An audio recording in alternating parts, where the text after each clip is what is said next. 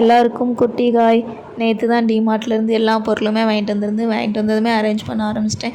சீனியில் எப்படி தான் எறும்பு வருதுன்னே தெரில. அதுக்கு மூக்கு அவ்வளோ ஷார்ப்பானும் தெரிய மாட்டேங்கு. ஒரே நாளில் இவ்வளோ எறும்பு வந்துருச்சு. ஸோ அதை தான் 2 டப்பாவாக தட்டி வச்சிட்டேன். என்கிட்ட என்ன தான் நிறையா டப்பா இருந்தாலும் மஞ்சள் கலர் சிங்கிச்சா ஆரஞ்சு கலர் சிங்கிச்சா மாதிரி இருந்தாலும் அதில் என்ன பொடி தட்டி வச்சுருக்கேன்னே தெரியலை. அதை நீட்டாக எழுதி பேப்பரை வச்சு ஒட்டி எடுத்து நீட்டாக கபோர்டெல்லாம் அரேஞ்ச் பண்ணணும் அப்படின்னு சொல்லி இன்றைக்கி அந்த வேலையில் தான் இறங்கியாச்சு. கபோர்டை பார்க்க அதுக்கப்புறம் கொஞ்சம் நீட்டாக இருந்து, பட் கொஞ்சம் கொச்சன்னு தான் இருந்து. பட் எனக்கு சின்ன இடம்னால அதுவே ஓகேவாக இருந்துச்சு.